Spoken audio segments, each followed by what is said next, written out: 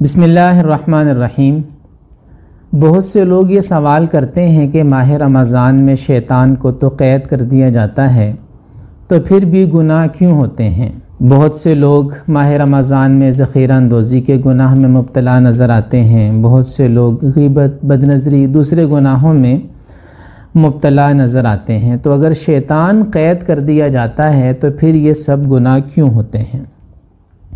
تو اس سلسلے میں گزارش یہ ہے کہ انسان کو برائی کی طرف متوجہ کرنے والی صرف ایک طاقت نہیں ہے جس کا نام شیطان ہے۔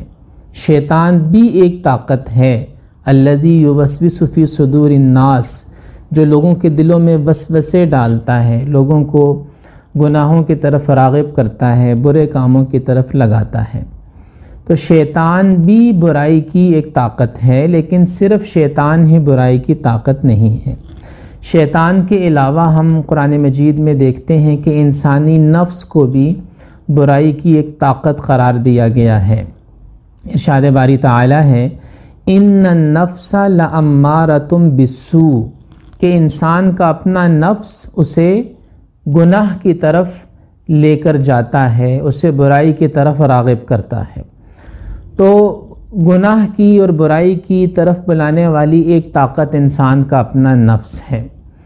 اسی طرح گناہ کی طرف لے جانے والی ایک اور طاقت وہ انسان کا ماحول، اور انسان کے ماحول میں بسنے والے وہ لوگ جو شیطان کے نمائندے ہیں، کیونکہ انسانوں میں بھی شیطانی نمائندے ہوتے ہیں، یعنی وہ لوگ جو انسان نما شیطان ہیں، دیکھنے میں انسان لیکن حقیقت میں ان کا کام لوگوں کو برائیوں پہ لگانا ہے۔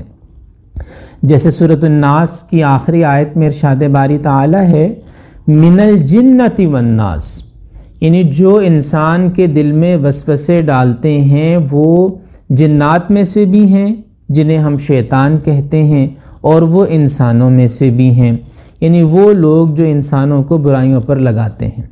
اور سچ یہ ہے کہ انسان کو برائی انسان ہی سکھاتا ہے۔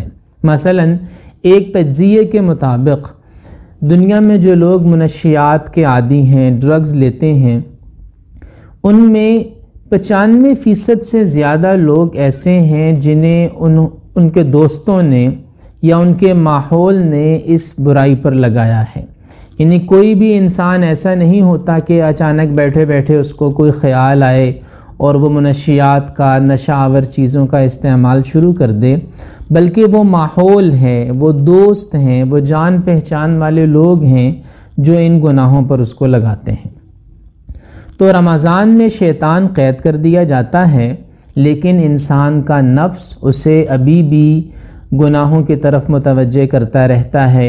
اس کے ماحول میں پائے جانے والے وہ عناصر جو شیطانی نمائندوں کے طور پر کام کرتے ہیں وہ بھی اپنی محنت میں لگے ہیں، تو اس لیے رمضان میں گناہ ہوتے ہیں۔ اور یہاں یہ بھی آپ دیکھیے کہ رمضان میں نیکی کرنا آسان ہو جاتا ہے، رمضان میں گناہ سے بچنا آسان ہو جاتا ہے، اور اس کی وجہ صاف ظاہر ہے کہ وہ جو برائی کی طرف بلانے والی طاقتیں تھیں وہ کمزور ہو جاتی ہیں، شیطان قید کر دیا جاتا ہے۔ تو ان طاقتوں کے کمزور ہونے کی وجہ سے ہم یہ محسوس کرتے ہیں کہ اگر کوئی نیکی کرنا چاہے تو اس کے لیے رمضان میں نیکی کرنا آسان، کوئی گناہ سے بچنا چاہے تو اس کے لیے رمضان میں گناہ سے بچنا آسان ہو جاتا ہے۔ اس ساری تفصیل سے یہ بات بھی سمجھ میں آئی کہ انسان کو اپنا ماحول ٹھیک رکھنا چاہیے، برے دوستوں سے اپنے آپ کو بچانا چاہیے، کیونکہ یہ بات ثابت شدہ ہے شرعی اعتبار سے بھی، نفسیاتی اعتبار سے بھی۔ مجھے اس پر دلائل دینے کی ضرورت نہیں ہے کہ انسان کا جیسا ماحول ہوگا انسان ویسی ہی چیزیں سیکھے گا۔ اچھے ماحول میں رہے گا، اچھے لوگوں میں رہے گا، اچھے دوستوں میں رہے گا، اچھی چیزیں سیکھے گا۔ برے ماحول میں، برے لوگوں میں، برے دوستوں میں رہنے والا انسان بری چیزیں ہی سیکھتا ہے۔ جیسے کہا جاتا ہے کہ ایک آدمی اگر خوشبو کی دکان میں جائے گا، خوشبو لینے کا ارادہ نہ بھی ہو تو اس کی طبیعت میں ایک خوشگوار احساس آئے گا، وہ خوشبو کو محسوس کرے گا۔ لیکن اگر لوہار کی بھٹی کے پاس جائے گا اس کا کوئی معاملہ کرنے کا ارادہ نہ بھی ہو لیکن اسے بو بھی محسوس ہوگی، اسے تپش بھی محسوس ہوگی، تو یہ ماحول کا اثر ہوتا ہے۔ تو اس گفتگو سے یہ بات بھی سمجھ میں آتی ہے کہ ہمیں اپنا ماحول ٹھیک رکھنا چاہیے، ہمیں اپنے بچوں کا ماحول بھی ٹھیک رکھنا چاہیے۔ ہم جیسا بننا چاہتے ہیں، اپنے بچوں کو جیسا بنانا چاہتے ہیں، اسی قسم کا ماحول اختیار کرنا ہوگا۔ اللہ تعالی ہم سب کو سمجھ عطا فرمائے۔ وآخر دعوانا ان الحمد للہ رب العالمین۔